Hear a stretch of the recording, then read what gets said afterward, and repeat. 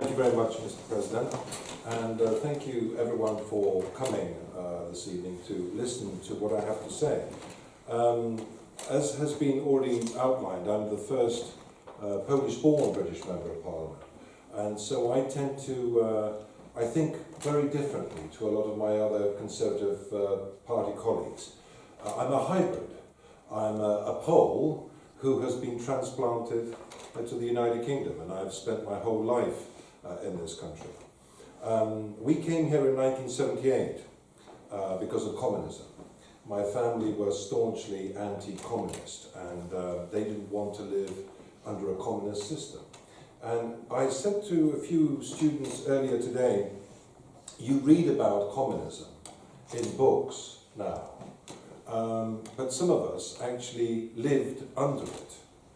And it's quite extraordinary when you live in a system where the state is completely omnipotent and has total control over every aspect of your life. And the individual has no freedom whatsoever. And the individual is completely subservient to the state. Difficult to imagine that half of Europe lived under those circumstances. But it happened. And it happened as a result of the terrible war, the Second World War, and the consequences of the Soviet Union taking over and controlling and manipulating half of Central and Eastern Europe. So when we came here in 1978, we couldn't go back to Poland because there was a revolution. And all these countries were starting, you will remember through your history books, the uprising in Budapest in 1956, when the Hungarians tried to take on the Soviet Union. Those of you who are historians will remember the Prague Spring of 1968, when the quest for freedom was crushed by Soviet tanks in Prague in 1968. Well, finally the revolution came to Poland, and some of you will remember the expression solidarity, solidarność, and a simple electrician from the Gdansk shipyards started a movement called Solidarity, and to begin with they were just campaigning for rights in their shipyard, trade union rights, which they were prevented from happening. They were campaigning for the ability to have more food because there was rationing. Everything was rationed under communism. Simple things like chocolate, sugar, butter, petrol. You had to have a coupon. You had to queue for about 3 hours at the petrol station in order to buy petrol. And the revolution came, and again they tried to suppress them with tanks and by force.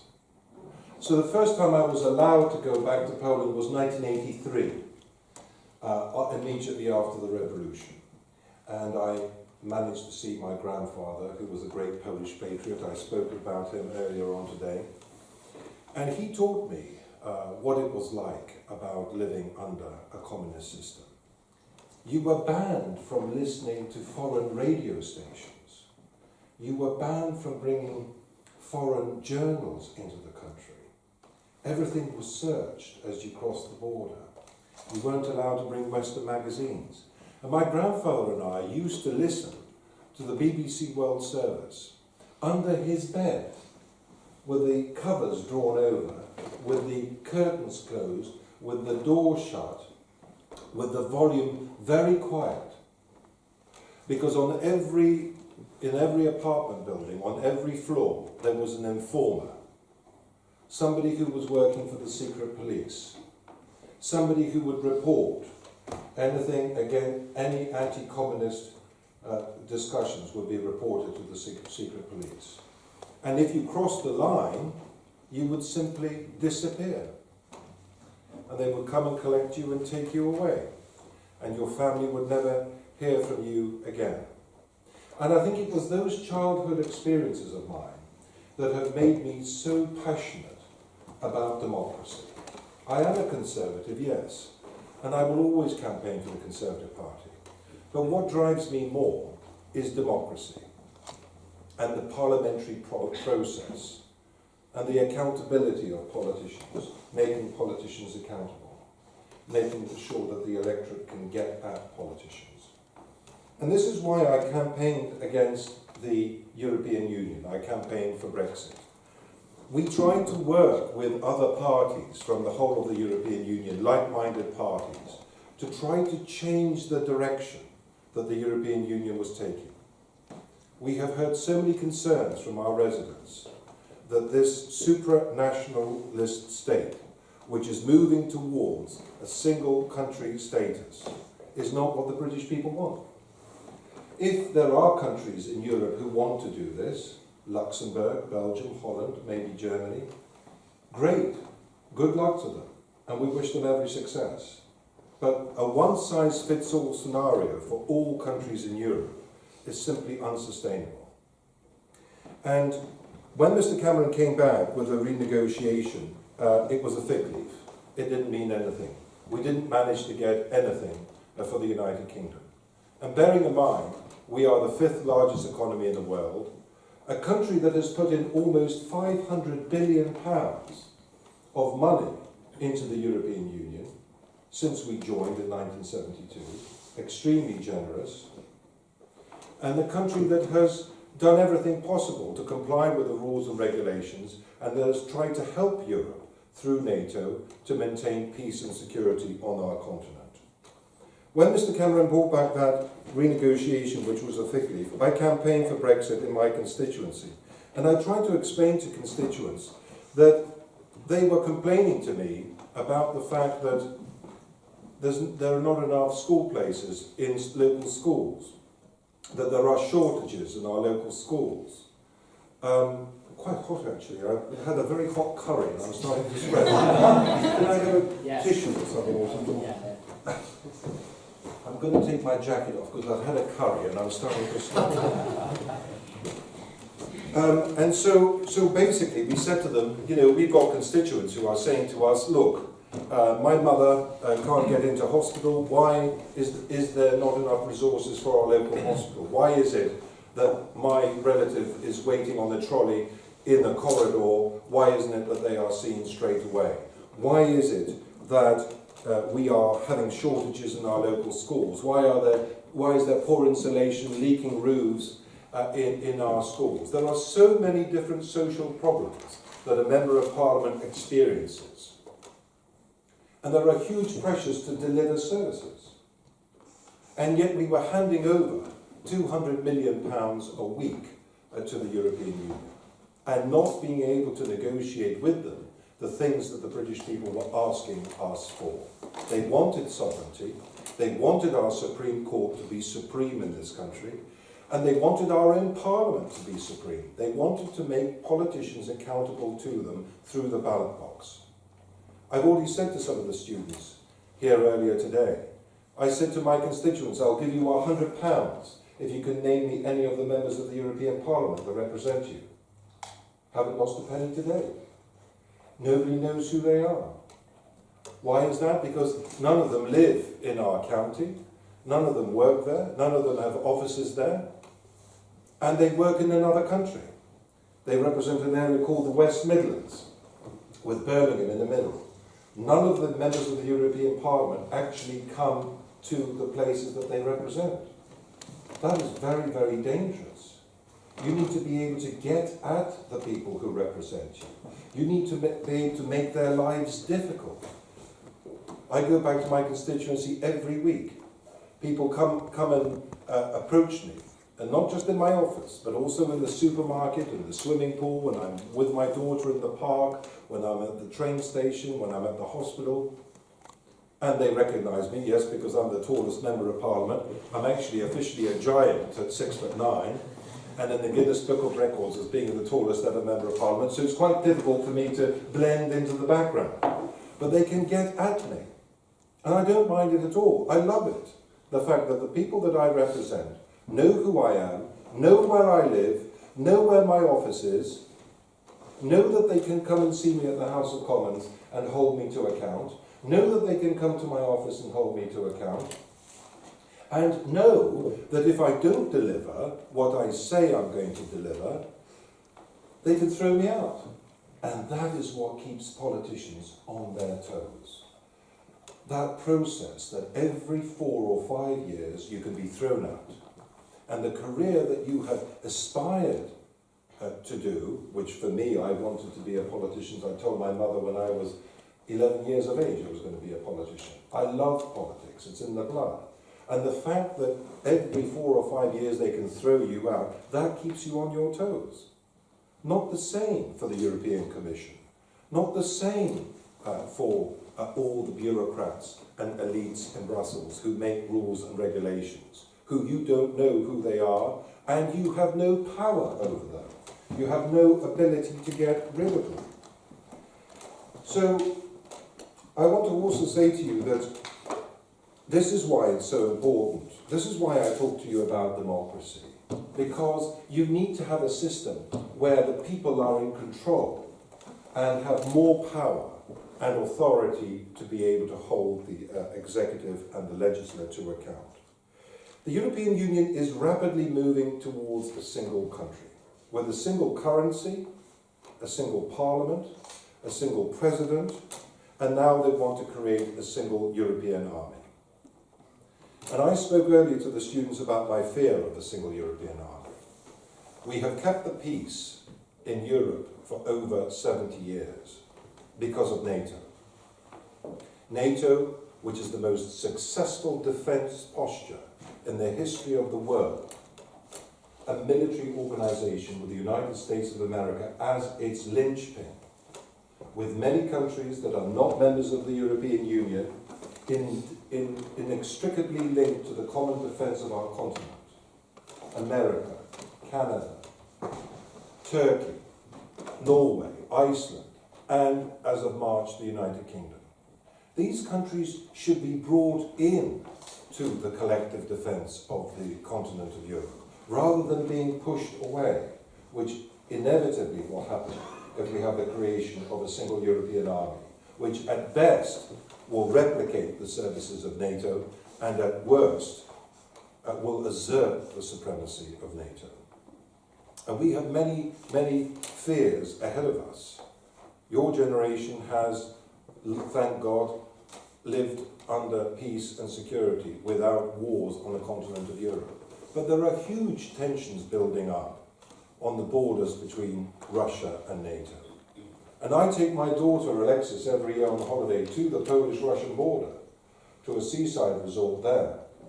And it is already the most highly militarized part of Europe.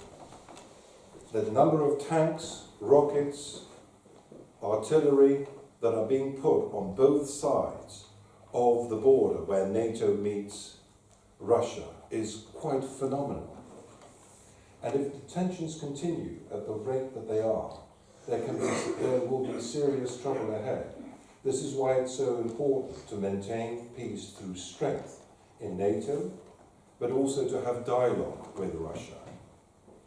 And I have travelled to Russia on many occasions. I've got to know the Russians. I come in for a lot of criticism, by the way, for wanting to engage with the Russians. There was a report done on some of us by an organisation called the Atlantic Council, naming us as Trojan horses for the Kremlin. I was one of the Trojan horses for the Kremlin. Why? Because we seek to engage with Russia and we seek dialogue with them. It's extremely important that we resolve the Minsk II process so that Russia and Ukraine can have peace. I visited Donetsk and Lugansk. I visited at first hand the terrible suffering and the destruction of many properties and houses and schools and hospitals in Donetsk and Lugansk, where Russians and Ukrainians were fighting each other just a few years ago. This is a very serious situation between Ukraine and Russia. And of course, it's not just about Donetsk and Lugansk, but also about the Crimea Peninsula, which Russia has annexed from Ukraine. So let's try to retain our sovereignty as a nation. Let's work constructively with other NATO countries in Europe for our common defense. Let's engage with countries like Russia and others who maybe don't see things like we do, but who are nevertheless very important interlocutors in order to maintain peace and stability in Europe.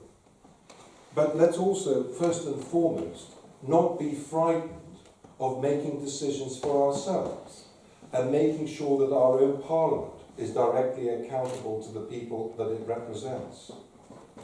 I have every confidence that when we pull out of the European Union, we will thrive as a nation.